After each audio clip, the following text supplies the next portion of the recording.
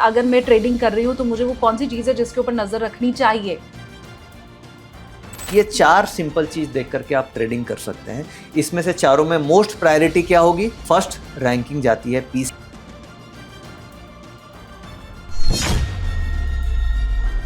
बहुत बड़ा बदलाव क्या आप होते हुए देख पा रहे हो ऑप्शन ट्रेडिंग में? एक बहुत बड़ा इंपॉर्टेंट बदलाव हो सकता है,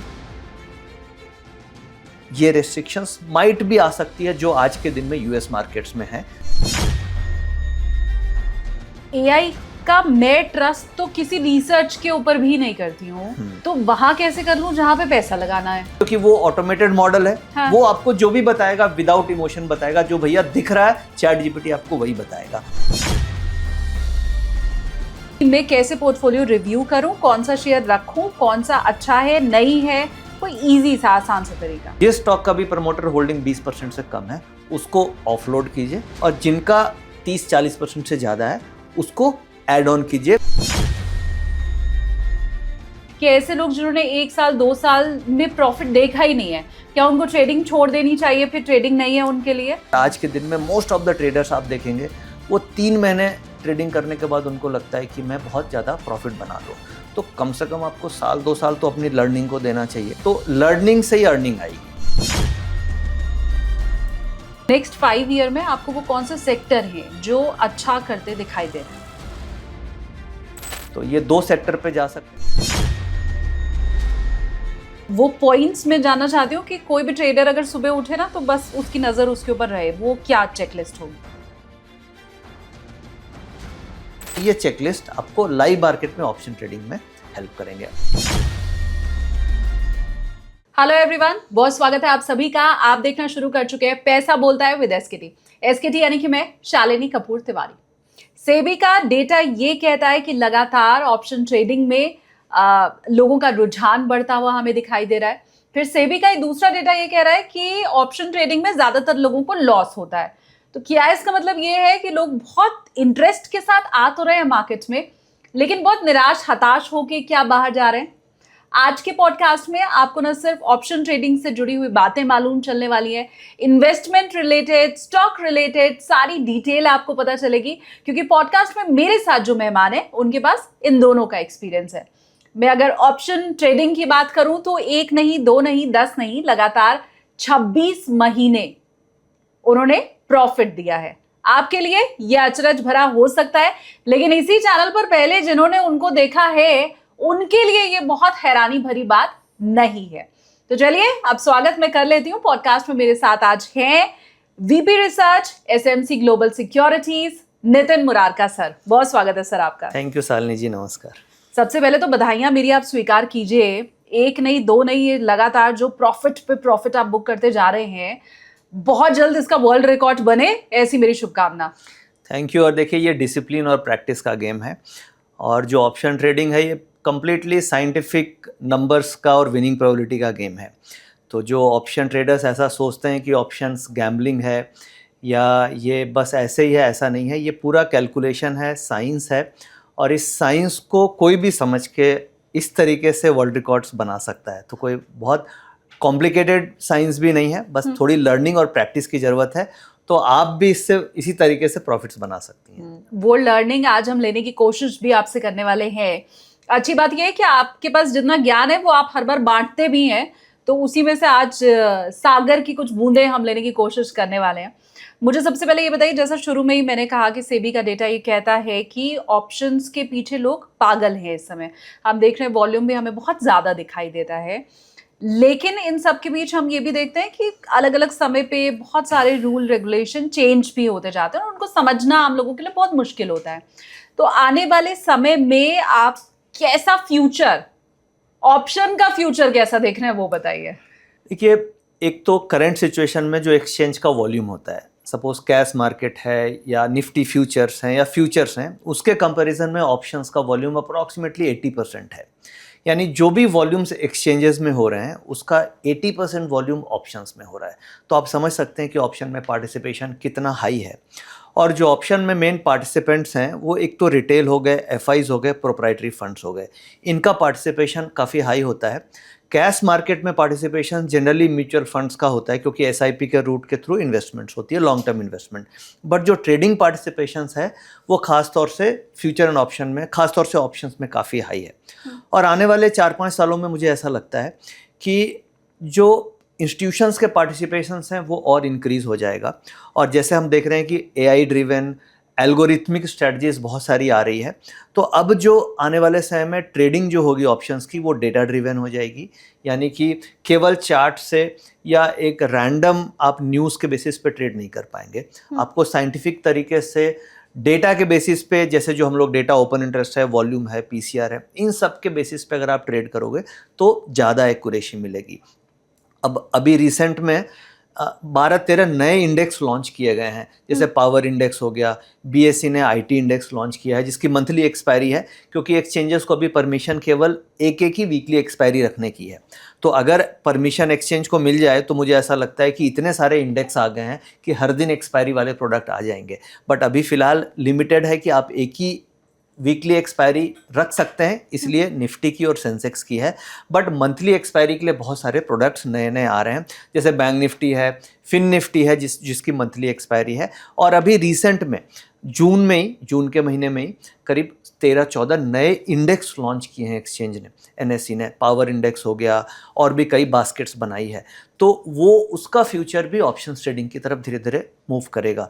तो जिस तरीके से डाइवर्सिफाइड प्रोडक्ट्स आ रहे हैं, नई नई स्ट्रैटेजीज डेवलप हो रही है, एल्गो डेवलप हो रही है, मुझे ऐसा लगता है कि ऑप्शन ट्रेडिंग में आने वाले समय में बहुत ज़्यादा वॉल्यूम्स होने लग जाएंगे। ऑप्शंस आप देखिएगा तो कमोडिटीज़ में भी काफ़ी एक्टिव हो रही है। अभी कमोडिटीज़ में आप देखेंगे तो क्रूड में बहुत अच्छा वॉल्यूम हो रहा है, गोल्ड एंड सिल्वर में भी बहुत अच्छे वॉल्यूम्स हैं, नेचुरल गैस, इन सब में क्रूड ऑप्शंस की ट्रेडिंग हो रही है, मिनी कॉन्ट्रैक्ट, लार्ज कॉन्ट्रैक्ट। तो कुल मिला के सारे मार्केट्स में ऑप्शंस की एक्टिविटी अच्छी है, और आने वाले 4-5 सालों में ऑप्शंस में वॉल्यूम यहाँ से इंक्रीज करते जाएंगे, पार्टिसिपेशन एफआईज का भी और इंक्रीज होता जाएगा। बट यहाँ पे की इंपॉर्टेंट पॉइंट रिटेल ट्रेडर के लिए क्या है कि कॉम्पिटिटिव हो जाएगा, क्योंकि ज़्यादा प्लेयर्स आएंगे तो कॉम्पिटिटिव हो जाएगा। तो आपको अभी से ही लर्निंग पे ध्यान देना है, आपको डेटा पे फोकस करना है। आप अभी से अगर लर्न कर लेंगे तो आगे कंपटीशन में आप सक्सीड कर पाएंगे। तो आपको लर्निंग पे, डेटा ड्रिवन अप्रोच पे रखना है। थोड़ा एआई का भी यूज़ कीजिए, थोड़ा लॉजिक्स का भी यूज़ कीजिए, मार्केट के लॉजिक्स को डिकोड कीजिए, तो आपको सक्सेस ऑप्शंस में मिलेगी। और ऑप्शंस में 90% सेबी का डेटा बोलता है कि लॉस करते हैं, बट अगर आप इस लॉजिक्स और आप डेटा ड्रिवन अप्रोच रखेंगे तो आप बिल्कुल प्रॉफिट बना सकते हैं ऑप्शन ट्रेडिंग से। आपकी दूरदर्शिता के आधार पे एक चीज मेरे को आप और समझाइए कि आने वाले 5 सालों की अगर मैं बात करूं तो कुछ बहुत बड़ा बदलाव क्या आप होते हुए देख पा रहे हैं ऑप्शन ट्रेडिंग में? क्योंकि हम अमूमन देखते हैं कि कभी लॉट साइज चेंज कर दिया जाता है, कभी हम ये देखते हैं कि मार्जिन चेंज हो गया है।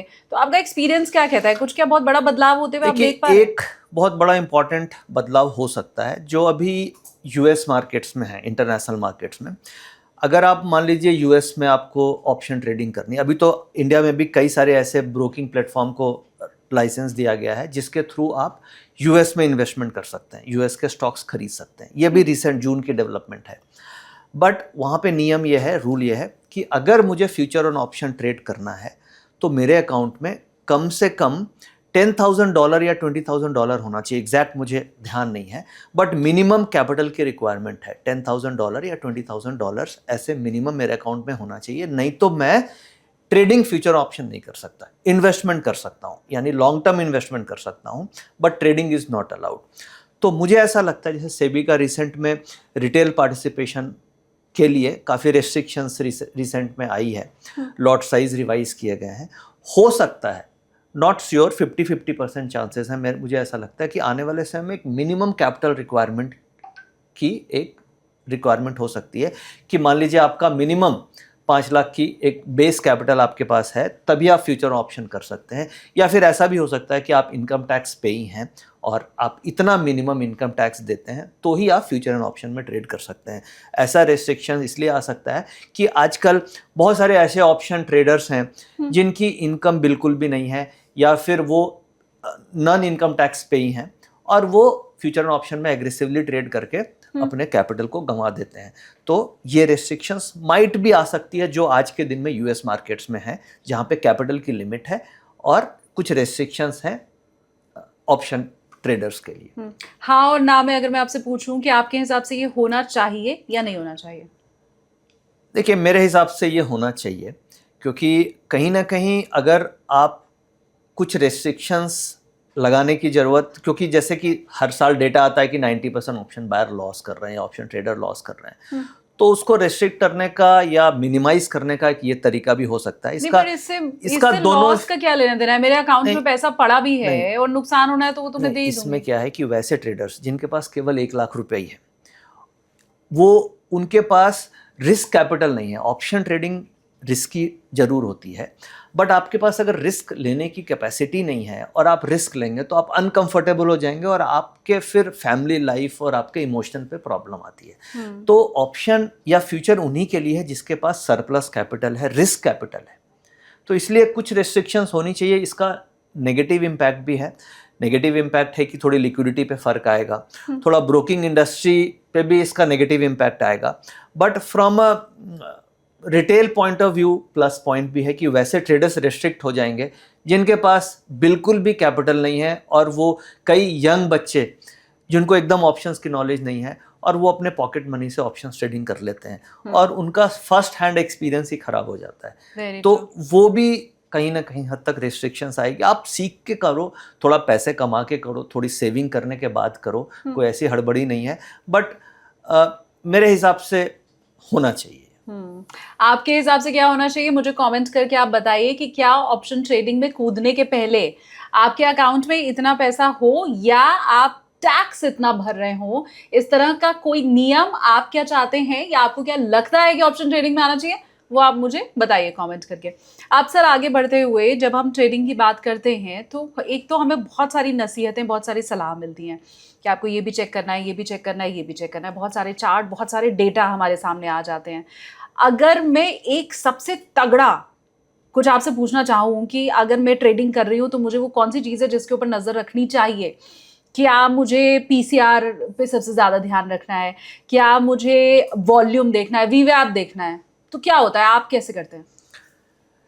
देखिए एक इंडिकेटर से तो ऐसा नहीं है कि आप हमेशा पूरा बॉडी टेस्ट कर सकते हैं। जैसे मान लीजिए अगर कोई हमें बॉडी में ही दिक्कत होती है तो डॉक्टर हमें 4-5 टेस्ट लिखते हैं। कभी भी एक टेस्ट से आप श्योर शॉट नहीं बता सकते कि आपको ये प्रॉब्लम का सॉल्यूशन है। फुल बॉडी चेकअप भी फुल होता बॉडी है। चेकअप होती है। तो उसकी इसीलिए ऑप्शन ट्रेड कर रहे हैं तो हमें 4-5 चीज़ को देखना होता है। बट अगर उस 4-5 चीज़ में क्या क्या है मैं आपको बताता हूँ। बस फर्स्ट एंड प्राइमरी जो सबसे इम्पॉर्टेंट है वो जो मैं देखता हूँ ऑप्शन चेन का डेटा। ऑप्शन चेन का डेटा इसलिए रेलेवेंट है क्योंकि वहां पे 90% ऑफ द मार्केट के जो पार्टिसिपेंट्स हैं उस जगह पे एक्टिव होते हैं और उसकी एक्यूरेसी भी अच्छी मिलती है। तो फर्स्ट हो गया आपको ऑप्शन चेन का डेटा, जो जैसे आपने सवाल किया कि सबसे इंपॉर्टेंट चीज ऑप्शन ट्रेडर्स के लिए क्या है, तो खासतौर से इंडेक्स ऑप्शन के लिए ऑप्शन चेन का डेटा है। उसके बाद सेकंड प्राइस एक्शन इंपॉर्टेंट है, क्योंकि प्राइस अगर ट्रेड हो रहा है तो प्राइस एक्शंस आपको पता होना चाहिए कि हायर हाइज बन रहे हैं या लोअर लोज बन रहे हैं, यानी ओवरऑल प्राइस का ट्रेंड क्या है। ये सेकंड फैक्टर हो गया।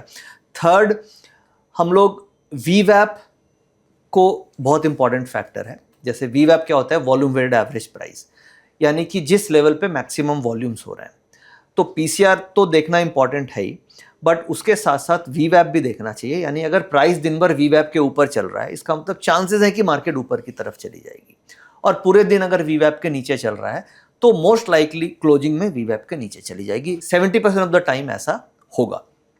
तो एक सिंपलेस्ट वीवैप भी देखना चाहिए। और एक और बड़ा सिंपल टूल है विक्स का मतलब यहाँ पे ये देखना है कि अगर विक्स कल के कंपैरिजन में आज नेगेटिव है तो इसका मतलब मार्केट मोस्ट लाइकली पॉजिटिव होना चाहिए। और कल के कंपैरिजन में, कल की क्लोजिंग से आज विक्स पॉजिटिव चल रही है तो मोस्ट लाइकली मार्केट नेगेटिव हो सकती है। तो टोटल 4 पैरामीटर्स मैंने बताए। एक तो पीसीआर का डेटा, दूसरा वीवैप वॉल्यूम वेटेड एवरेज प्राइस, तीसरा विक्स और चौथा प्राइस एक्शन। ये 4 सिंपल चीज देख करके आप ट्रेडिंग कर सकते हैं। इसमें से चारों में मोस्ट प्रायोरिटी क्या होगी, तो सबसे फर्स्ट रैंकिंग जाती है PCR OI open interest chain के डेटा को, और उसके बाद फिर वीवैप हो गया, विक्स हो गया, प्राइस एक्शंस हो गए। गुड। और मुझे लगता है तो ये इन 4 के ऊपर हम नजर रखेंगे तो काफी हद तक आसान आप हो अच्छी जाएगा ट्रेडिंग कर रास्ता। सकते हैं। बाकी आप अगर टेक्निकल्स देखते हैं तो इंडिकेटर्स यूज कर सकते हैं, हम्म। बट ये सिंपलेस्ट फॉर्म है देखने के लिए। इसके अलावा आप चाहो तो सेक्टर हीट मैप वगैरह भी देख सकते हैं और इन डेप्थ एनालिसिस करने के लिए, बट ये सिंपलेस्ट फॉर्म है जिससे आप इजीली मार्केट के डायरेक्शन को प्रिडिक्ट कर सकते हैं। एक और मुश्किल आती है कि हम देखते हैं कि हमें ऐसा फील होता है, देखते हैं तो मैं क्या बोलूं, हमें ऐसा फील होता है कि मार्केट अब इस रेंज को तोड़ रहा है, लेकिन फिर हमें समझ में आता है थोड़ी देर के बाद, जब हम तो अपना डिसीजन ले लेते हैं तो हमें लगता है अरे हम तो फंस गए, ये तो था ही नहीं ऐसा। हाँ। हमें समझ में आता है ये तो हम फंस गए ब्रेकआउट ट्रैप में। तो ये डिसाइड करना क्या एक्चुअली बहुत मुश्किल है। देखिए ये तो हम सबने सुना है कि आप बिल्कुल लो पे भी कुछ नहीं कर पाओगे, हाई पे भी नहीं कर पाओगे, लेकिन वो समझ ही नहीं आता ना कि लो और हाई कहाँ है। आप बात कर रही हैं रियल ब्रेकआउट और फॉल्स ब्रेकआउट की, यानी जो ब्रेकआउट्स हो रहे हैं वो जेन्युइन है या फॉल्स हैं। तो इसे पकड़ना बहुत ज़्यादा टफ नहीं है। टफ इसलिए नहीं है क्योंकि वो जो ब्रेकआउट्स हो रहे हैं, ब्रेकआउट्स होने का मतलब उसके पीछे फोर्स है। फोर्स का मतलब प्राइस तो मूव हो रहा है, बट प्राइस के मूवमेंट को फोर्स क्या क्या डिसाइड करते हैं। वन इज ओपन इंटरेस्ट, यानी कि ओपन इंटरेस्ट यानी जो पोजीशंस बन रही है और पोजीशंस को बनाने में लगते हैं कैपिटल, तभी ओपन इंटरेस्ट क्रिएट होगा। तो अगर कोई भी ब्रेकआउट हो रहा है और उसके पीछे ओपन इंटरेस्ट क्रिएट हो रही है तो इसका मतलब वो जेन्युइन ब्रेकआउट है ऊपर की तरफ। करेक्ट। अब ये ओपन इंटरेस्ट का डेटा आपको एक्सचेंज हर 3 मिनट में देती है, तो आप वहाँ से ओपन इंटरेस्ट ट्रैक कर सकते हैं। नंबर 1, मान लीजिए आप ओपन इंटरेस्ट नहीं देखते हैं तो सेकंड वॉल्यूम का डेटा हमें मिलता है। यानी हम लोग ये जानते हैं कि वॉल्यूम ब्रेकआउट होता है। कई बार हम सुनते हैं ना कि प्राइस वॉल्यूम ब्रेकआउट, यानी अगर प्राइस का ब्रेकआउट हो रहा है और उसमें वॉल्यूम का एक्सपेंशन आ रहा है तो उसे हम बोलते हैं जेन्युइन ब्रेकआउट। और कोई भी प्राइस का ब्रेकआउट हो रहा है उसमें वॉल्यूम ही नहीं आया, इसका मतलब वो हो सकता है फॉल्स ब्रेकआउट है। तो ब्रेकआउट्स को जज करने के लिए हम लोग एक तो वॉल्यूम को यूज़ करते हैं, उसके बाद ओपन इंटरेस्ट को यूज़ करते हैं, तीसरा हम लोग यूज़ करते हैं ऑप्शन चेन के डेटा को। यानी मार्केट सपोज कीजिए बिल्कुल साइडवेज चल रही है, एक रेंज में चल रही है और पीसीआर का डेटा, पुट कॉल रेशियो, धीरे धीरे इंक्रीज हो रहा है। सपोज कीजिए 1.25 था और मार्केट 2 घंटे तक साइडवेज है और उस 2 घंटे के साइडवेज में पीसीआर बढ़ के हो गया 1.5 और उसके बाद ब्रेकआउट हो रहा है, तो आप इसे क्या बोलेंगे? ब्रेकआउट जेन्युइन है, क्योंकि उस 2 घंटे के कंसोलिडेशन में साइडवेज में पुट कॉल रेशियो इंक्रीज करता जा रहा है। इसका मतलब हो गया कि पुट राइटिंग ज्यादा हो रही है, कॉल राइटिंग कम हो रही है। तो वो जो ब्रेकआउट है that could be a valid breakout. Suppose कीजिए वो बिल्कुल साइडवेज है और पीसीआर का डेटा उस पीरियड में बिल्कुल स्टेबल है, कोई चेंजेस नहीं हुए, 1.25 से 1.30 ही पहुंचा और ऊपर की तरफ ब्रेकआउट हुआ, तो हो सकता है वो फॉल्स ब्रेकआउट है। तो तीसरा तरीका ब्रेकआउट्स को पकड़ने का है कि आप पीसीआर का डेटा देख सकते हैं। चौथा एक और तरीका है, बहुत सारे तरीके हैं, चौथा एक और तरीका पर है। ये सब काम सेम कर रहे हैं। बिल्कुल, कंफर्मेशन आपको मिल रही है। अब मान लीजिए ऊपर का ब्रेकआउट जब भी होगा तो ऊपर के ब्रेकआउट में most of the time wicks घट जाएगी, रिवर्स कॉरिलेशन, और नीचे का ब्रेकडाउन होगा तो विक्स इंक्रीज हो जाएगी, रिवर्स कॉरिलेशन। अगर आप ऐसा देखते हैं कि प्राइस ऊपर का ब्रेकआउट हुआ और विक्स डिक्रीज नहीं हुई, कोई खास फर्क नहीं पड़ा, तो again that is a false breakout. और प्राइस नीचे का ब्रेकआउट हुआ, ब्रेकडाउन हुआ, प्राइस नीचे ब्रेकडाउन हुआ और विक्स बढ़ी नहीं, हाँ। विक्स वहीं की वहीं है या घट गई, तो अब पक्का वो फेक ब्रेकडाउन है। अब टेस्ट कर लेना लाइव मार्केट में कि प्राइस अगर झटके से नीचे गई और विक्स अगर ऊपर नहीं गई तो मार्केट वहीं से बाउंस कर जाएगी। ठीक है, तो ये बहुत सारे मेथड्स हैं, आप फॉल्स ब्रेकआउट्स एंड ब्रेकडाउन्स को इजीली कैच कर सकते हो। एक और तरीका है, पांचवा तरीका, डिलीवरी का डेटा। डिलीवरी का डेटा एक्सचेंज की तरफ से हमें मिलता है। मान लीजिए कल मैंने देखा कि किसी स्टॉक में एवरेज डिलीवरी 30 दिन की होती है, 30% की, और कल मैंने देखा कि 60% की डिलीवरी उठी है, क्योंकि ये end of the day data आता है। हाँ। और आज लाइव मार्केट में उस स्टॉक में ऊपर का ब्रेकआउट हो रहा है, तो मुझे ये दिख जाएगा कि कल 70% डिलीवरी उठी, एवरेज 30% होती थी, तो ये जेन्युइन ब्रेकआउट है। तो आप डिलीवरी डेटा से भी कंफर्म कर सकते हैं। तो 4-5 तरीके हैं जिसको आप देख के फॉल्स ब्रेकआउट है या जेन्युइन ब्रेकआउट है कैच कर सकते हो। तो यही तो मैं बोलना चाह रहा हूँ कि आने वाले फ्यूचर में अगर आपको फ्यूचर ऑप्शन ट्रेड करनी है तो ये सब चीज़ों को समझना होगा, क्योंकि मार्केट कॉम्पिटिटिव होने वाली है, एआई आ गया है और पार्टिसिपेशन एफआईज का इंक्रीज हो रहा है। तो हमें इन सब चीज़ों को सीखना होगा और सीख करके आप आराम से false and genuine breakout catch out कर सकते हैं। आपने अभी हमने जितनी देर पे बात की उसमें 2 बार एआई का जिक्र किया है। हाँ। अब एआई का मैं ट्रस्ट तो किसी रिसर्च के ऊपर भी नहीं करती हूँ, तो वहां कैसे कर लूं जहां पे पैसा लगाना है? देखिए अभी क्या हो, जब आप मैनुअल ट्रेडिंग करते हैं तो आपको डिसीजन मेकिंग में कई बार इमोशंस आ जाते हैं। एआई ट्रेडिंग का मतलब हो गया एल्गोरिथमिक ट्रेडिंग, यानी कि जो मान लीजिए रूल्स हमने बनाए कि हमें पीसीआर पॉजिटिव है तो ट्रेड लेना है बाई साइड में, वीवैप के आसपास एंट्री करनी है, एडवांस डिक्लाइन रेशियो पॉजिटिव है तो बाई साइड लेना है, हीट मैप का ये फैक्टर्स हैं तो हमें ट्रेड करना है। तो हम ये सारे रूल्स को कोड कर सकते हैं और सिस्टम को इंस्ट्रक्शन दे सकते हैं कि ये जब रूल्स फॉलो ट्रिगर हो तो आप ट्रेड ले लो, यहाँ पे इमोशंस आपके खत्म हो जाते हैं। तो ये बेसिकली एआई का कॉम्बिनेशन हो गया इसमें, और इस रूल को आप आज के समय में पूरा बैक टेस्ट कर सकते हैं ताकि आपको समझ में आ जाएगा कि हिस्टोरिकली इसकी एक्यूरेसी कैसी रही है। तो अभी क्या होता है, जो भी ट्रेडर्स ट्रेड करते हैं रिटेल, उनके रैंडम कोई थॉट आया और उसके ऊपर ट्रेड इनिशिएट कर दिया। जब आप एआई और एल्गो का यूज करेंगे तो आप अपने थॉट को पूरा बैक टेस्ट कर सकते हैं, और बैक टेस्ट करने के बाद उसकी विनिंग प्रोबेबिलिटी, उसकी एक्यूरेसी, हिट रेशियो सभी कुछ निकाल करके आप डिप्लॉय कर सकते हैं। भाई एफआईज इसी तरीके से तो करते हैं। एफआईज तो ऐसा नहीं है कि बैठ करके चार्ट देख रहे हैं, डेटा देख रहे हैं, रैंडम ट्रेड कर रहे हैं। अगर मुझे कैपिटल डिप्लॉय करनी है 200 करोड़ 500 करोड़ जो एफआईज करते हैं, तो क्या पॉसिबल ही नहीं है इस तरीके से ट्रेड करना? पूरा एल्गोरिथमिक और ऑटोमेटेड ट्रेडिंग होती है तभी जाकर के इतना बड़ा कैपिटल डिप्लॉय हो पाता है। रिटेल ट्रेड कर रहा है 1,00,000-2,00,000 से, तो वो चार्ट देख करके ट्रेड कर रहे हैं। तो इसीलिए उससे इमोशन को ख़त्म करना, बड़े कैपिटल पे अगर आपको काम करना है तो किसी न किसी तरीके से आपको एल्गो, एआई इनका यूज़ करना पड़ेगा। एल्गो का एक और सिंपल यूज़ मैं आपको बताता हूँ, मैं भी करता हूँ कई बार। जैसे मान लीजिए कभी कभी मार्केट समझ में नहीं आ रही, चार्ट्स जब आप देखते हैं तो चार्ट्स जब आप देखेंगे तो जैसी मेरी पोजीशन होती है वैसी कई बार ट्रेडर को दिखता है। अगर मैंने पुट ले रखी है तो मुझे हर बार लगेगा कि मार्केट गिर जाएगी, और अगर मैंने कॉल ले रखी है तो मुझे चार्ट भी दिखती है कि मार्केट ऊपर जाएगी। ऐसा होता है। हाँ, एकदम। आप ऐसा करो कि ग्राफ तो हर जगह फ्री में अवेलेबल है, एनएससी की वेबसाइट में भी है, मनी कंट्रोल में भी है। आपने कोई भी पोजीशंस लेने के पहले उस चार्ट की फोटो खींचो और चैट जीपीटी को दे दो, और उसको बोलो कि भैया जरा ये ट्रेंड एनालिसिस करके मुझे बता दो कि ये जो ट्रेंड बन रहा है या क्या पॉजिटिव बन रहा है या नेगेटिव बन रहा है। आपको चैट जीपीटी वहाँ पे ट्रेंड एनालिसिस करके बता देगा कि हायर हाई बन रहे हैं, वॉल्यूम आ रहे हैं नीचे से, लोअर लोज बन रहे हैं, चार्ट पैटर्न्स क्या बन रहे हैं। तो कम से कम आपको एक ऑटोमेटेड कुछ आइडिया तो लग जाएगा कि मुझे क्या करना चाहिए, कॉल लेना चाहिए, पुट लेना चाहिए। तो इस तरीके से भी आप एआई का यूज़ कर सकते हो। शायद मैंने कभी ये किया नहीं है इसलिए मुझे ट्रस्ट नहीं हो पा रहा है। मेरे व्यूअर मुझे बताएं। आप करके देखिएगा, और जो व्यूअर देख रहे हैं आप इसको करके देखना कि आप कोई भी ट्रेड ले रहे हो, कोई भी ट्रेड लेने के पहले आपका दिल किया कि मुझे कॉल ऑप्शन लेना है, और आप उस ट्रेड को लेना, या लेने के पहले फोटो खींच के चार्ट की चैट जीपीटी को देखना और उसकी एक्यूरेसी आप टेस्ट करना 1 हफ्ते में कैसी ट्रेस्ट आती है। तो वो क्योंकि वो ऑटोमेटेड मॉडल है, वो आपको जो भी बताएगा विदाउट इमोशन बताएगा, जो भैया दिख रहा है चैट जीपीटी आपको वही बताएगा। आप करके देखो, आपको अपने आप से ज्यादा एक्यूरेसी उसमें मिलेगी। शानदार। और अगर आपने कभी प्लीज एआई का यूज किया है ट्रेडिंग के लिए तो मुझे वो आप कमेंट करके बताइए। अच्छा, क्योंकि ये एआई की बात हो ही रही है, हमने देखा कि मार्केट में बहुत से खासकर मार्केट वाले एआई एप्स अवेलेबल इस समय हैं। उनमें बहुत से ऐसे भी हैं जो जिनका प्रीमियम सब्सक्रिप्शन भी रहता है। क्योंकि आपने चैट जीपीटी का जिक्र किया है इसलिए मैं ये पूछना चाहती हूँ कि मैं चैट जीपीटी जो कि सबके पास अवेलेबल है, बहुत यूजर फ्रेंडली है, हमको आदत लग चुकी है, उसका ही हम यूज कर लें, या लोग ये कह रहे हैं कि भाई मार्केट के लिए तो अलग एआई होना चाहिए तो ये वाला यूज करो, उधर जाए? देखिए वो एडवांस मॉडल्स हैं, उसमें स्ट्रैटेजीज अलग अलग हो सकती है।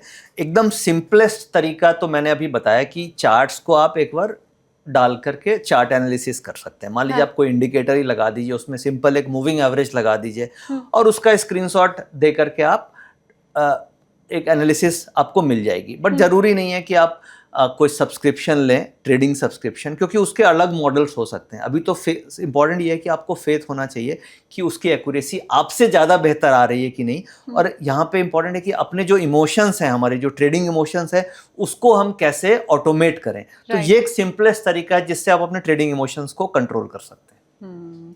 अब मैं आगे बढ़ते हुए थोड़ा इन्वेस्टमेंट के ऊपर भी चर्चा कर लेती हूँ। जी। हालांकि ये पहली बार है जब सर के साथ मैं इन्वेस्टमेंट पे चर्चा करने जा रही हूँ।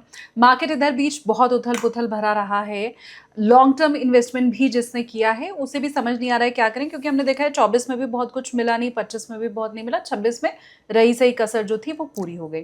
जब भी आप किसी एक्सपर्ट से बात करो तो वो ये कहते हैं कि ईयरली तो जो आपका पोर्टफोलियो है उसको रिव्यू आपको करना चाहिए। अब रिव्यू कैसे करूं, ये सबसे बड़ा एक कठिन सवाल हो जाता है। फिर कई बार हम देखते हैं कि एक ही सेक्टर के हमने 2, 3, 4 शेयर्स रखे हुए हैं, तो उनमें किनको छोड़ें और किनको पकड़ें, ये अलग एक समस्या रहती है। क्योंकि पैसा तो मेरे पास उतना ही है ना सर, इधर से निकालूंगी तब उधर लगाऊंगी, नया पैसा तो ला नहीं सकती। तो क्या कोई ऐसा तरीका आप मुझे बता सकते हैं कि मैं कैसे पोर्टफोलियो रिव्यू करूं, कौन सा शेयर रखूं, कौन सा अच्छा है नहीं है, कोई ईजी सा आसान सा तरीका? देखिए, पोर्टफोलियो रिव्यू करने के बहुत सारे तरीके हैं। उसके लिए आपको एग्जॉस्टिव रिसर्च वगैरह भी करनी होगी, बट मैं आपको एकदम सिंपलेस्ट तरीका बताता हूँ जो एक लेमैन अपने मोबाइल पे एक लॉजिकल तरीके से समझ जाएगा कि ये स्टॉक मुझे रखना चाहिए या नहीं रखना चाहिए। सपोज मेरे पोर्टफोलियो में 10 स्टॉक हैं, अमूमन सभी के पोर्टफोलियो में 8-10 स्टॉक होते हैं आराम से। अब उस 8-10 स्टॉक में कौन सा स्टॉक रखने लायक है नहीं रखने लायक है उसका एक तरीका है। और अभी जैसे मैं आपको उसके लिए एनएससी की वेबसाइट पे लेकर के चलता हूँ। ठीक है, एनएससी की वेबसाइट आप लोग खोल लीजिए और इसमें ऊपर सर्च विंडो दिख रही है। सर्च विंडो पे अब मान लीजिए कोई एक एग्जाम्पल लेता हूँ। इसमें लॉजिक ये है, सिंपल लॉजिक, कि कोई भी स्टॉक प्रमोटर होल्डिंग भी होगी, पब्लिक होल्डिंग भी होगी, एफआईज होल्डिंग भी होगी।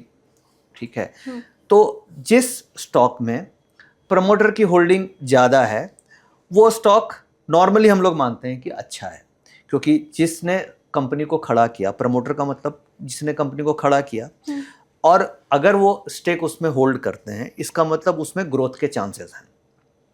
अगर आने वाले समय में प्रमोटर अपने स्टेक को ऑफलोड भी करेंगे तो वो हायर प्राइस पे ऑफलोड करेंगे। तो अगर स्टेक कम है इसका मतलब प्रमोटर का स्टेक उस इंटरेस्ट नहीं है, इसलिए उसमें स्टेक बहुत कम है। और अगर प्रमोटर का इंटरेस्ट स्टेक मोर देन 30-40% है, इसका मतलब प्रमोटर का इंटरेस्ट है और कंपनी में आगे कुछ ना कुछ एप्रिसिएशन मिलेगी। सिंपलेस्ट तरीका मैं बता रहा हूँ, फंडामेंटल रिसर्च में नहीं जा रहे हैं। तो एनएससी की वेबसाइट में हम जाते हैं और एक कोई एग्जाम्पल लेते हैं। जैसे मान लीजिए एक पेटीएम पकड़ते हैं। पेटीएम मैंने टाइप किया और इसी में आप नीचे जाएं, एनएससी की वेबसाइट में मैं दिखा रहा हूँ, तो नीचे जाएं तो देखिए आपको यहाँ पे दिख रही है ये share holding pattern. Share holding pattern दिख रहा है मुझे, ये शेयर होल्डिंग पैटर्न। ठीक है, अब ये पब्लिक होल्डिंग इस तरीके से दिख रही है। तो पेटीएम में आप देखिए 100 के 100% पब्लिक होल्डिंग है। हाँ। यानी यहाँ पे प्रमोटर की होल्डिंग बिल्कुल भी जीरो है। अब हो सकता है इसकी होल्डिंग एफआईज के पास हो, रिटेलर्स के पास हो, बट प्रमोटर्स के पास जीरो है। ये हमें एनएससी की वेबसाइट में ये डेटा दिख रहा है। तो जिस स्टॉक में भी प्रमोटर की होल्डिंग 20-25% से कम है वो स्टॉक को हमें अपने पोर्टफोलियो में नहीं रखना चाहिए। अच्छा, रीजन ये है कि अगर प्रमोटर ने ही अपनी सारी होल्डिंग बेच दी जिसने कंपनी को बनाई, तो मैं क्यों रखूं? मैं तो एक इन्वेस्टर हूं। करेक्ट।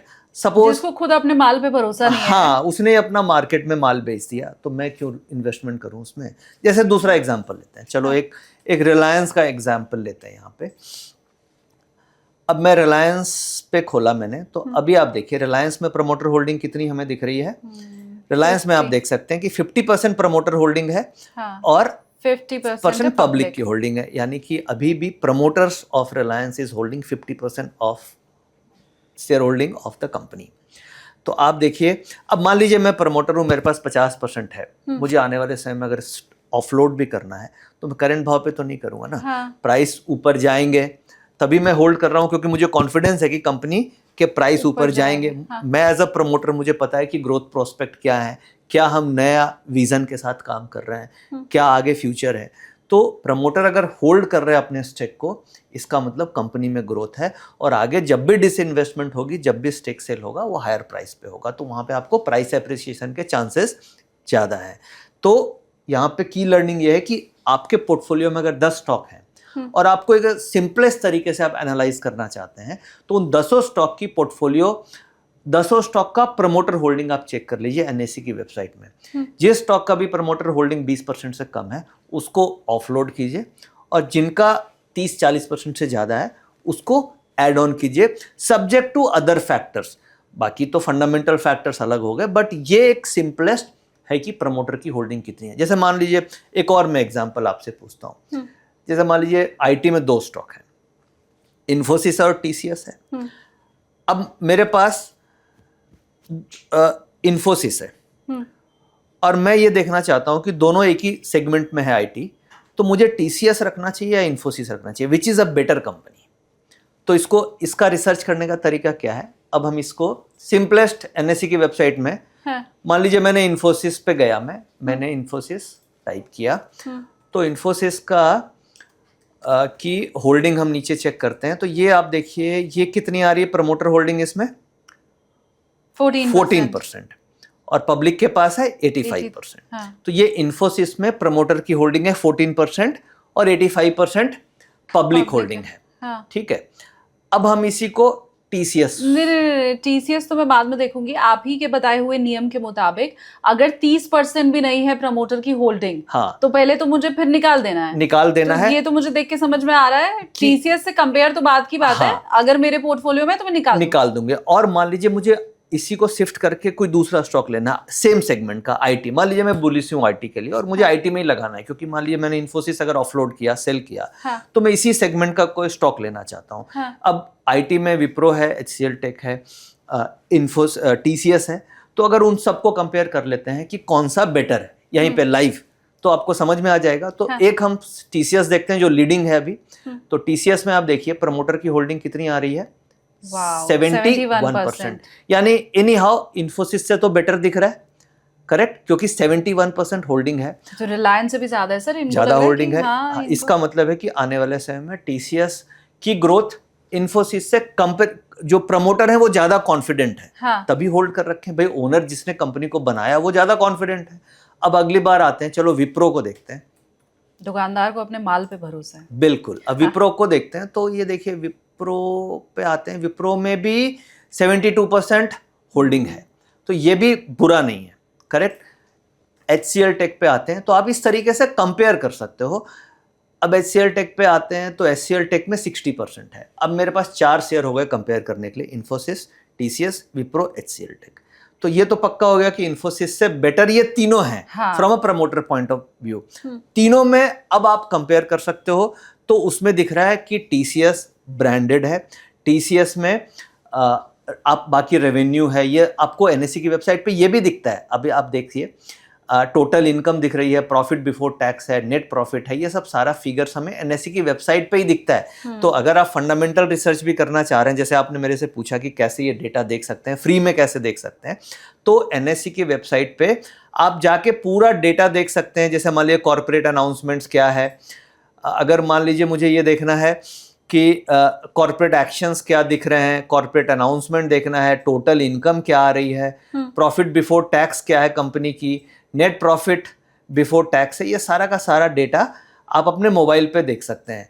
अब जैसे मान लीजिए यहाँ पे 3-4 क्वार्टर का प्रॉफिट ये आता है, ये देखिए 31 मार्च 2026 तक का अपडेटेड है, यानी लेटेस्ट क्वार्टर। अभी हम लोग जून में बातचीत कर रहे हैं, तो ये लेटेस्ट आपको मार्च पिछले पूरा का पूरा डेटा अवेलेबल है।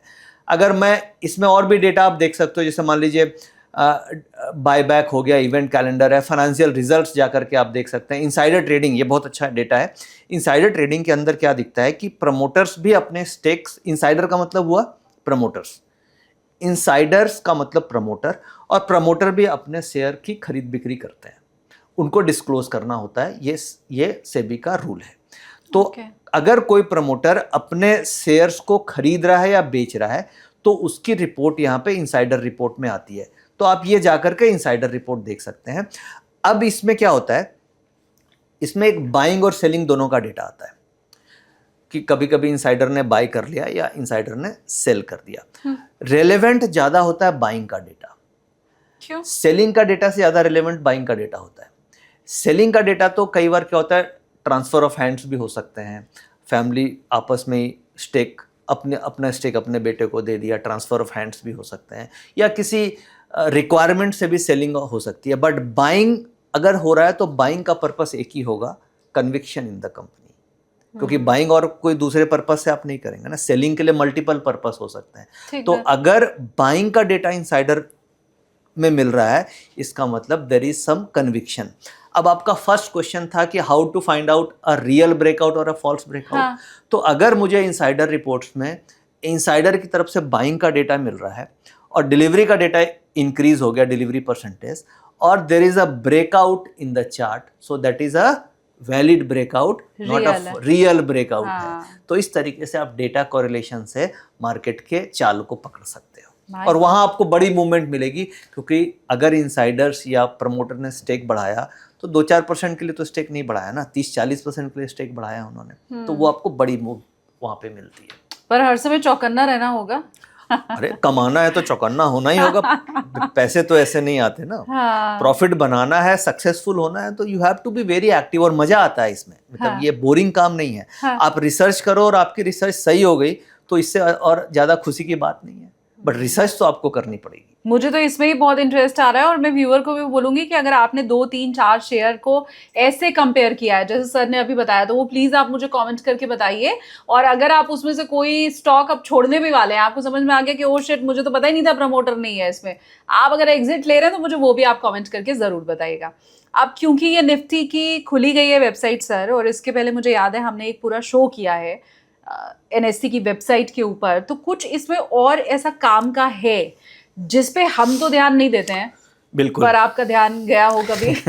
देखिए एनएससी की वेबसाइट बहुत ही काम की चीज़ है। एनएससी की वेबसाइट पे टोटल 2 बहुत और यूजफुल चीज़ें हैं।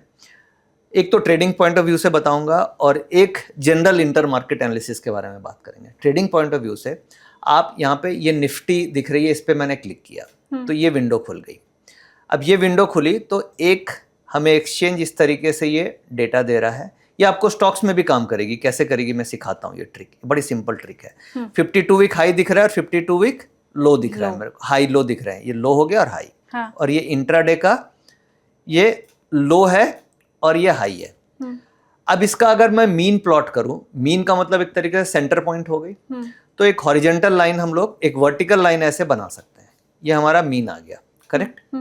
और इंट्राडे में भी हम ये बना सकते हैं, ये हमारा मीन आ गया, करेक्ट। और मार्केट का मीन क्या होता है इंट्राडे में? मार्केट खुलती है 9:15 बजे, तो मार्केट का मीन होता है 12:15 पे, ठीक है। यानी 9:15 से 12:15, 12:15 से 3:15, तो मार्केट का मीन हो गया 12:15 बजे। अब इंट्राडे वाले में क्या देखना है कि 12:15 बजे अगर ये मीन जो है इससे ऊपर निफ्टी ट्रेड कर रही है और कुछ जो डेटा पॉइंट है पीसीआर वगैरह पॉजिटिव चल रहे हैं, एडवांस डिक्लाइन पॉजिटिव चल रहे हैं, तो वेरी हाई प्रोबेबिलिटी कि मार्केट हाई की तरफ बंद होगी।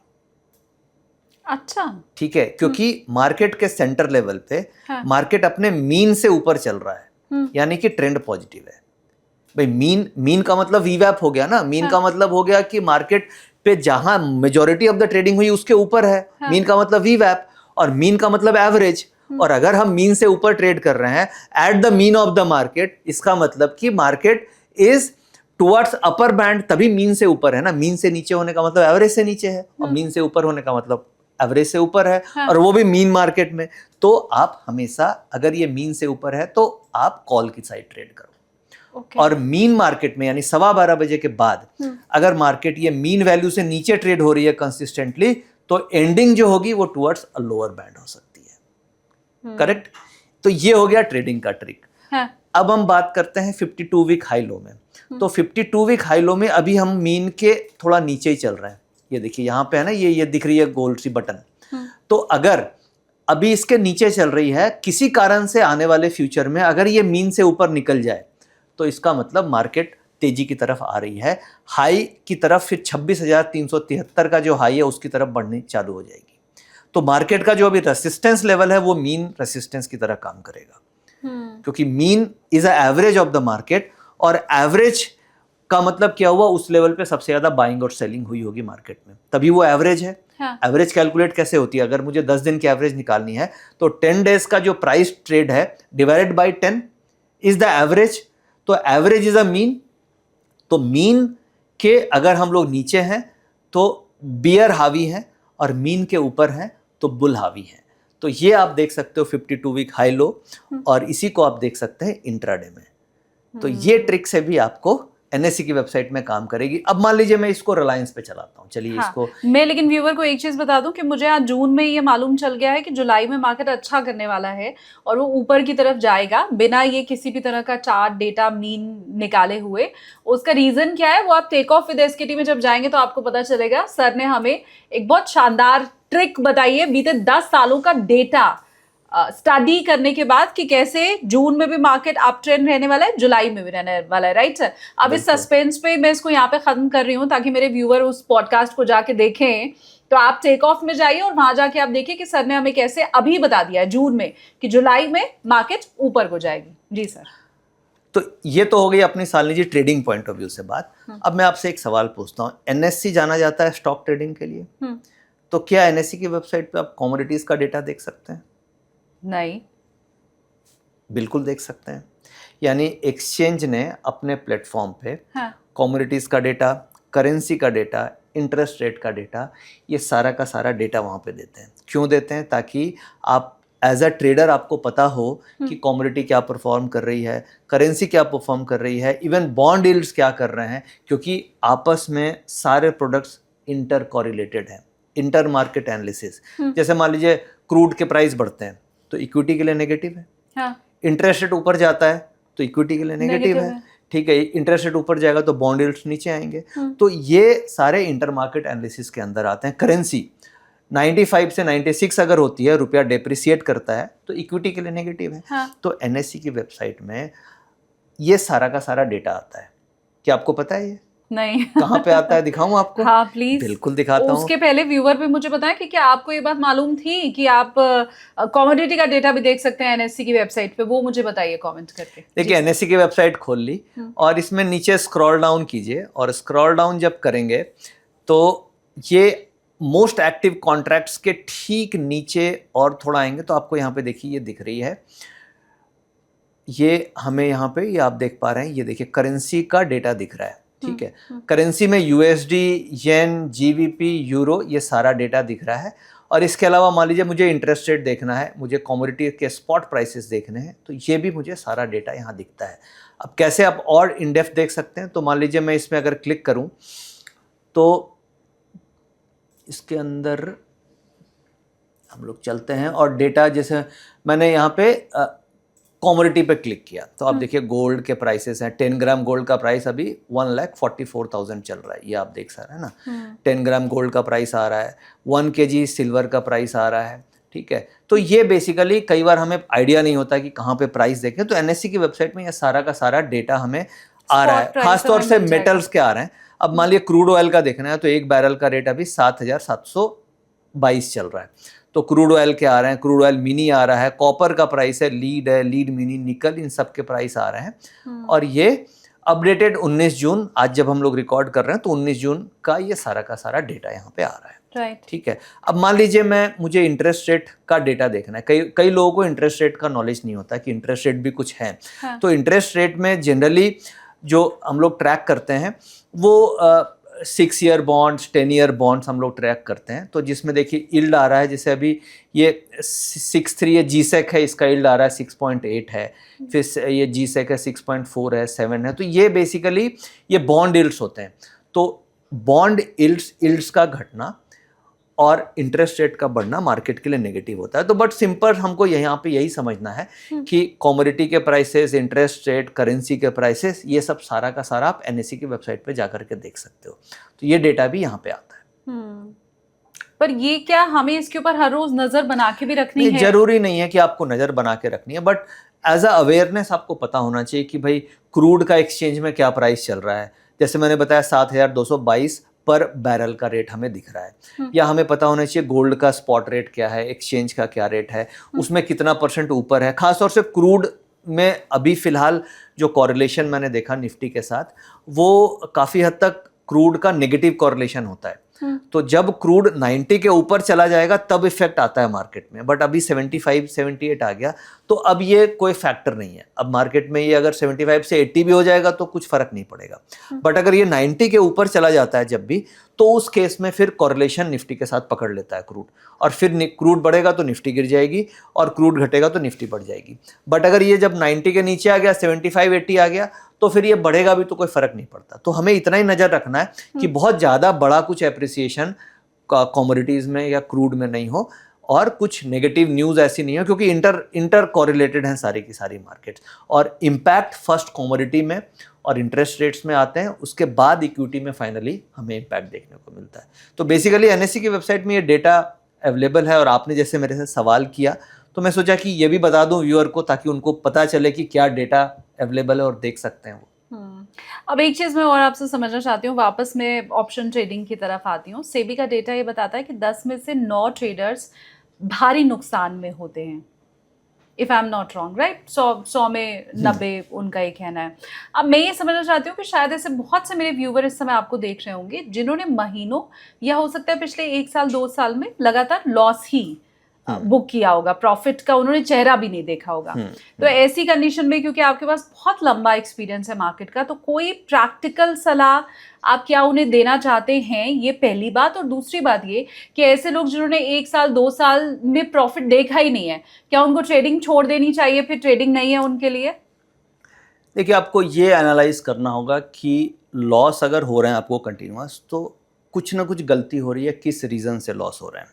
बहुत सारे ऐसे ट्रेडर हैं 10% जो प्रॉफिट भी बना रहे हैं। तो मुझे ऐसा लगता है कि जो ट्रेडर्स को कंटिन्यूअस लॉस हो रहा है, उनको अपनी स्ट्रैटेजी पे वर्क करना चाहिए कि वो जो ट्रेडिंग कर रहे हैं उसके पीछे क्या लॉजिक्स यूज़ कर रहे हैं, क्या डेटा यूज़ कर रहे हैं। क्योंकि ऑप्शन ट्रेडिंग मेरे हिसाब से तो प्रॉफिटेबल गेम पॉइंट है, बट अगर आप कंटिन्यूअस लॉस कर रहे हैं तो आपको बहुत तरीके से काम करना होगा, न केवल रिसर्च पे, बल्कि आपको अपने इमोशन कंट्रोल पे, डिसिप्लिन पे, रिस्क मैनेजमेंट पे, पोजीशन साइजिंग पे, और आप बेसिकली किस तरीके से ट्रेड इंटर कर रहे हैं, आप ओवर ट्रेडिंग तो नहीं कर रहे हैं, आप स्टॉप लॉस प्रॉपर रख रहे हैं कि नहीं रख रहे हैं, आप जब ओवरनाइट कैरी कर रहे हैं तो आप पोजीशंस को हेजिंग करके कैरी कर रहे हैं। तो बेसिकली अपने आप पे काम करना होगा, और उसके लिए ट्रेडिंग जर्नलिंग करना भी बहुत ज़रूरी है। और अगर आपको मेरे हिसाब से थोड़ा टेक्निकल एनालिसिस भी सीखना बहुत ज़रूरी है, क्योंकि option trading game of timing है, तो आपको ट्रेंड का भी एक आइडिया लेना चाहिए। तो उसके लिए हल्का फुल्का टेक्निकल्स भी आना चाहिए, डेटा ड्रिवन अप्रोच होनी चाहिए। तो लर्निंग से ही अर्निंग आएगी। अभी क्या होता है, अब मान लीजिए सीए करने में 3 से 4 साल लगते हैं, इंजीनियरिंग करने में कम से कम 4 साल लग जाते हैं, ठीक है। आप एमबीए या कोई भी डिग्री लेते हैं तो आपको 2, 3, 4 साल की एजुकेशन का बैकग्राउंड होना चाहिए। बट आज के दिन में मोस्ट ऑफ द ट्रेडर्स आप देखेंगे वो 3 महीने ट्रेडिंग करने के बाद उनको लगता है कि मैं बहुत ज़्यादा प्रॉफिट बना लूँ। तो कम से कम आपको 1-2 साल तो अपनी लर्निंग को देना चाहिए। अगर आप ऑप्शंस ट्रेड कर रहे हैं, ऑब्जेक्टिव आपका पैसा कमाना है, चाहे आप सीए बन रहे हैं, चाहे आप इंजीनियर बन रहे हैं, चाहे आप डॉक्टर बन रहे हैं, तो यहाँ पे भी ट्रेडर का ऑब्जेक्टिव पैसा कमाना है। तो फिर आपको लर्निंग पे फोकस करना चाहिए। बिना लर्न किए आप ऑप्शन ट्रेड मत कीजिए। और लर्निंग सिंपल है, 6-8 महीने की लर्निंग से आपका काम हो जाएगा। तो जो ट्रेडर बहुत सालों से लॉस कर रहे हैं उनके लिए मेरा मैसेज यही है कि आप फर्स्ट लर्निंग करो। लर्निंग में क्या करना है, लर्निंग में थोड़ा टेक्निकल एनालिसिस का नॉलेज होना चाहिए, डेटा ड्रिवन अप्रोच होना चाहिए, और आपके पास थोड़ा रिस्क कैपिटल होना चाहिए। रिस्क कैपिटल का मतलब कि अगर मेरा वो कैपिटल नुकसान भी हो जाए तो मेरे ऊपर इमोशनल और फाइनेंशियल बर्डन नहीं आए, नहीं तो आप ऑप्शन में ट्रेड नहीं कर पाएंगे। और फिर आप धीरे धीरे स्टार्ट कीजिए, बड़े कैपिटल से नहीं, छोटे छोटे कैपिटल से आप स्टार्ट करो, धीरे धीरे आप प्रॉफिटेबल बन जाओगे। उम्मीद है, क्योंकि बिहेवियर के ऊपर और इमोशन के ऊपर ही कंट्रोल करना सबसे मुश्किल होता है, तो इस बात के बाद आप उसके ऊपर काम करना भी शुरू करेंगे। एक और चीज़ जो मैं समझना चाह रही थी, इनफैक्ट हमने पहले भी जब बात की थी, मैं तब भी मेरे मन में ये बात था कि ट्रेडिंग की जो स्ट्रैटेजी है वो क्या चेंज होती है आपके हिसाब से। मैं पहले भी ये जानना चाह रही थी कि क्या हाई वॉलेटिलिटी, लो वॉलेटिलिटी, उसमें क्या स्ट्रैटेजी चेंज करने की ज़रूरत होती है क्या? बिल्कुल होती है, क्योंकि हर एक वॉलेटिलिटी में आप पोजीशन साइजिंग सेम नहीं रख सकते। अब हाई वॉलेटिलिटी का मतलब बड़े बड़े स्विंग्स हो रहे हैं, तभी मार्केट वॉलेटाइल है, और छोटे लो वॉलेटिलिटी में छोटी छोटी स्विंग्स है। तो क्या होता है, जब मार्केट लो वॉलेटाइल होगी तो आपको प्रॉफिट भी जल्दी जल्दी बुक करना होगा, क्योंकि मार्केट वॉलेटाइल लो है तो रेंज छोटी हो जाएगी आपकी। जो जब रेंज छोटी होगी तो टाइम वैल्यू डीके ज़्यादा होगा। तो जब मार्केट लेस वॉलेटाइल है तो आपको प्रॉफिट जल्दी जल्दी बुक करना होगा। ऐसा नहीं है कि तब तो मैं ज़्यादा सेफ हूँ। सेफ ऑप्शंस में नहीं है, क्योंकि ऑप्शंस में टाइम वैल्यू डिके होती है। आप फ्यूचर कर रहे हैं तो आपको सेफ्टी है क्योंकि लो वोलेटाइल मिल रहा है, बट आप ऑप्शंस कर रहे हैं तो ऑप्शन बायर को तो वोलेटिलिटी चाहिए, और वोलेटिलिटी लो है तो डीके हो जाएगा, तो मुझे प्रॉफिट जल्दी लेना पड़ेगा। लो वोलेटिलिटी में स्ट्रैटेजी हमारी ये होती है कि हम सपोर्ट पे ट्रेड लेते हैं, हम रिट्रेसमेंट पे ट्रेड लेते हैं, ब्रेकआउट्स को अवॉइड करते हैं। हाई वोलेटिलिटी में ट्रेंडिंग मार्केट होती है, उस समय हम ब्रेकआउट्स को ट्रेड करते हैं और उस समय हम आउट ऑफ मनी में चले जाते हैं। लो वोलेटिलिटी में हम एट द मनी और इन द मनी में करते हैं। लो वोलेटिलिटी रहेगी तो हम स्टॉप लॉस छोटा रखेंगे, हाई वोलेटिलिटी रहेगी तो हम स्टॉप लॉस बड़ा रखेंगे और पोजीशन साइज कम रखेंगे। तो अलग अलग मार्केट में अलग अलग आपको स्ट्रैटेजी बनानी होती है। लो वोलेटाइल होगी तो अलग तरीके से आप अपने पोजीशन साइजिंग रिस्क मैनेजमेंट रखेंगे। हाई वोलेटाइल रहेगी तो उसमें अलग स्ट्रैटेजीज भी होगी। कई बार ऐसा होता है कि लो वोलेटाइल में हम नेकेड ऑप्शंस कर लेते हैं, हाई वोलेटाइल में हम हेजिंग वाली स्ट्रैटेजी कैरी करते हैं ओवरनाइट। अब मुझे कैरी करना है और मार्केट बहुत वोलेटाइल है तो मैं अगले दिन नेकेड ऑप्शंस कैरी नहीं करूंगा, मैं बुल कॉल स्प्रेड ले जाऊंगा या बियर पुट स्प्रेड ले जाऊंगा। बट अगर मार्केट लेस वोलेटाइल है तो उस केस में आप नेकेड ऑप्शंस भी कैरी कर सकते हैं। ये सवाल जो मैं आपसे पूछने जा रही हूँ, आई डोंट नो आप इसको कैसे देखेंगे, बट मैं ये समझना चाहती हूँ कि क्या एक खास मार्केट किसी खास ट्रेडर के लिए होता है? क्या सेंसेक्स सबके लिए नहीं है? क्या निफ्टी सबके लिए नहीं है? क्या बैंक निफ्टी सबके लिए नहीं है? या कोई किधर भी काम करे? नहीं, देखिए, हर मार्केट को ट्रेड करने के लिए एक्सपर्टीज चाहिए। आप ऐसा नहीं बोल सकते कि आप रैंडम ट्रेड कर सकते हो किसी भी मार्केट में। आप निफ्टी करें, सेंसेक्स करें, बैंक निफ्टी करें, स्टॉक ऑप्शंस करें, सबके लिए है, बट सब में नॉलेज एंड एक्सपर्टीज की जरूरत है। सेंसेक्स किसके लिए? सेंसेक्स थोड़ा सा एग्रेसिव है, बिगिनर्स के लिए सेंसेक्स नहीं है। सेंसेक्स क्योंकि सेंसेक्स में क्या मूवमेंट फास्ट होती है तो और फटाफट प्रॉफिट बुक करना, जो एकदम क्विक ट्रेडर है उसके लिए सेंसेक्स है। और जो थोड़ा आराम से, बिगिनर ज्यादा क्विक नहीं होता है। नहीं, बिगिनर उसमें रिस्क भी तो है। प्रॉफिट ठीक है, दिख रहा है, एक एंगल है, हाँ। बट आपको फास्ट मूवमेंट में लॉस भी तो उसी तरीके से आ सकता है। तो जो बिगिनर्स है, नए हैं, उसके लिए इंपॉर्टेंट है कि आपको लॉस भी धीरे धीरे हो और प्रॉफिट भी चलो धीरे धीरे हो, ताकि मेरी हार्ट बीट इंक्रीज नहीं हो। तो स्टार्टिंग में तो इंपॉर्टेंट है कि मैं मार्केट में बने रहूं और मुझे फेथ आए मार्केट में। तो मैं ऐसे इंस्ट्रूमेंट में चला जाऊंगा जो बहुत जल्दी जल्दी मूवमेंट होती है, तो उस केस में अगर मुझे लॉस हो गया तो मेरा कन्विक्शन खत्म हो जाएगा। तो कन्विक्शन को बचाने के लिए आपके लिए बेस्ट अगर देखा जाए तो फर्स्ट इज निफ्टी, उसके बाद आप फिर सेंसेक्स। अगर आपको निफ्टी में अच्छा लगता है, प्रॉफिट आता है, then you can move to the Sensex. कोई ये सोच रहा है कि उसके पास अच्छा खासा एक्सपीरियंस भी है और उसको ट्रेडिंग के बारे में काफी नॉलेज भी है, सेंसेक्स में उसने काम नहीं किया है पहले, लेकिन एक्सपीरियंस है, तो आप बोलेंगे कूदने के लिए? हाँ, कर सकते हैं। सेंसेक्स में बहुत अच्छा आजकल वॉल्यूम्स भी हैं, ओपन इंटरेस्ट भी है, उसका डेटा भी इतना लिक्विड हो गया कि डेटा भी काम अच्छे कर रहे हैं और अपॉर्चुनिटीज़ भी अच्छी है। तो बिल्कुल सेंसेक्स करना चाहिए। हो सकता है आप प्री स्टडी कर सकते हैं कि एक आध वीक टाइम देकर के आप उसके पैटर्न्स को स्टडी कर लीजिए, उसके अंदर जो मेन 30 स्टॉक्स हैं उसके बिहेवियर को थोड़ा समझ लीजिए, डेटा की स्टडी कर लीजिए, और एक आध वीक के टाइम, क्योंकि आप ऑलरेडी एक्सपीरियंस्ड हैं, आप और अदर इंस्ट्रूमेंट्स को कर रहे हैं, तो आप 4-5 दिन में उसके बिहेवियर को समझ जाएंगे और उसके बाद सेंसेक्स में बहुत आराम से ट्रेड कर सकते हैं। अब मैं वापस, क्योंकि कभी मैं इन्वेस्टमेंट की बात करने लग रही हूँ, कभी ट्रेडिंग की, मैं वापस इन्वेस्टमेंट की तरफ अगर जाऊँ तो नेक्स्ट 5 ईयर में आपको वो कौन से सेक्टर हैं जो अच्छा करते दिखाई दे रहे हैं? देखिए, नेक्स्ट 5 ईयर में एक तो मैं बैंकिंग पे बुलिश हूँ, और बैंक्स में आपको पॉजिटिव रिटर्न मिलने चाहिए। और इसके अलावा अगर आप जाएंगे तो बैंक्स के अलावा ऑटो में भी पॉजिटिव है। ऑटो में भी वैसी कंपनीज जो इलेक्ट्रॉनिक व्हीकल्स और इलेक्ट्रिक व्हीकल्स की तरफ मूव कर रही हैं, उनमें आउटलुक हमारा पॉजिटिव है। तो ये 2 सेक्टर पे जा सकते हैं। आईटी में कुछ सेलेक्टिव स्टॉक्स पे जाना पड़ेगा। आईटी में अभी बहुत ज़्यादा कन्विक्शन नहीं आ रहा है because of changes in the AI, और क्या डेवलपमेंट होती है आगे ये बोलना मुश्किल है। थोड़ा डिफेंस पे भी व्यू पॉजिटिव है, क्योंकि गवर्नमेंट का इन्वेस्टमेंट प्लान, डिफेंस, इंफ्रास्ट्रक्चर, इनके ऊपर हमारा व्यू पॉजिटिव है। और ख़ासतौर से डिफेंस पे बजट काफ़ी रहेगी गवर्नमेंट की, तो डिफेंस के स्टॉक्स में भी इन्वेस्टमेंट किया जा सकता है।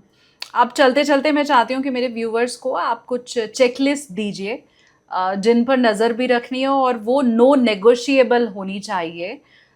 ऐसी क्या चेकलिस्ट आप देंगे वो पॉइंट्स में जानना चाहती हूँ कि कोई भी ट्रेडर अगर सुबह उठे ना तो बस उसकी नज़र उसके ऊपर रहे, वो क्या चेकलिस्ट होगी? जैसे आपने बातचीत करी कि ट्रेडर्स की चेकलिस्ट क्या होनी चाहिए, तो मान लीजिए मैं यहाँ एज्यूम कर रहा हूँ कि ट्रेडर्स जो है वो ऑप्शन ट्रेडर है, ठीक है। तो एक तो सबसे इम्पॉर्टेंट है कि शुरू में खुलने के बाद आप ओपनिंग में ट्रेड मत करो, क्योंकि जो सुबह ओपनिंग की ट्रेडिंग होती है वो इमोशनल ट्रेडिंग होगी, क्योंकि आपने गिफ्ट निफ्टी देख ली, वर्ल्ड मार्केट देख लिया, उसके ऊपर इमोशंस के ऊपर सुबह सुबह ट्रेडिंग होती है। तो चेकलिस्ट नंबर 1, ट्रेड आपको 10:30 के बाद करनी है।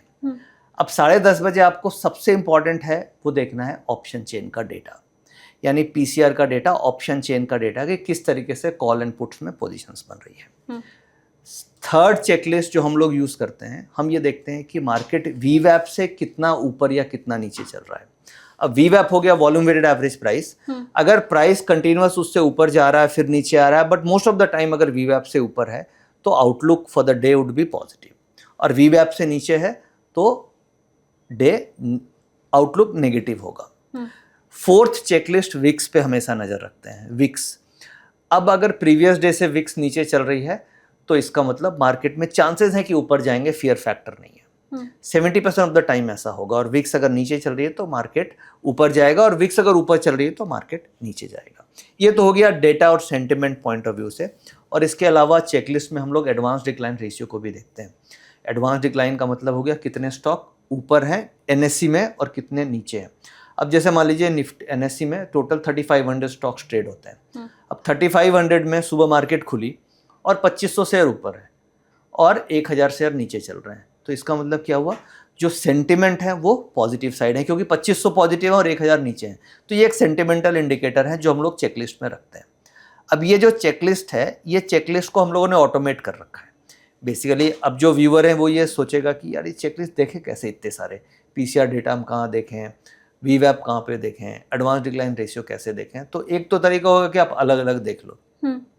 हम लोग इसको कैसे यूज़ करते हैं, एक चेकलिस्ट बना रखा है, उसको ऑटोमेट कर दिया, एक्सेल में वो लाइव हमें दिख रही है कि पीसीआर पॉजिटिव, वीवैप से ऊपर, एडवांस डिक्लाइन रेशियो पॉजिटिव, ठीक है, विक्स नेगेटिव या पॉजिटिव, आप भी अपने एक्सेल पे लगा सकते हो। अब ये सारे फैक्टर्स अगर पॉजिटिव हैं तो फिर आप 11-12 बजे के बाद कॉल ऑप्शन ट्रेड कीजिए, और अगर नेगेटिव हैं तो 11-12 के बाद आप पुट ऑप्शन ट्रेड कीजिए। तो ये चेकलिस्ट आपको लाइव मार्केट में ऑप्शन ट्रेडिंग में हेल्प करेंगे। मान लो जो आप इन्वेस्टर हो, सपोज करो आप इन्वेस्टर हो, तो उसके लिए चेकलिस्ट क्या हो सकती है, उसके लिए चेकलिस्ट हो सकती है प्रमोटर होल्डिंग। आपको देखनी है कि प्रमोटर की होल्डिंग कभी भी 20% से कम वाले स्टॉक में नहीं लगाना है।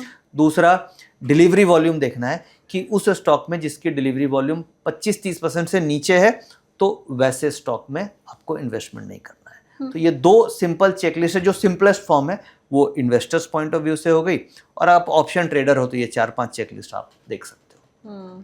तो मुझे लगता है कि ये पॉडकास्ट के खत्म होते समय जो आपको चेकलिस्ट मिली है वो तो आपके सबसे काम की है ही। इसके अलावा आपको क्या काम का लगा वो मुझे कमेंट करके बताइए, आपका टेक अवे क्या है वो कमेंट करके बताइए, और आप किस शहर से बैठ के मेरे इस पॉडकास्ट को देख रहे हैं वो भी कमेंट करके मुझे जरूर बताइएगा। Thank you so much sir, आपने हमें आज एक बार फिर से बहुत काम की जानकारी और बातें दी हैं, और ये सारा कुछ मुफ्त है, मुफ्त का ज्ञान मिला है तो चैनल सब्सक्राइब कम से कम करते जाइए, इसमें आपका भी कुछ नहीं लगना है, मुफ्त है सब्सक्रिप्शन, तो वो जरूर आप चैनल सब्सक्राइब कीजिए। बेल आइकन भी आप जरूर प्रेस कर दीजिएगा, हम जैसी कोई वीडियो डालेंगे फटाफट आपको मिलेगा notification. But thank you so much sir, आपने इतना टाइम दिया। थैंक यू, नमस्कार।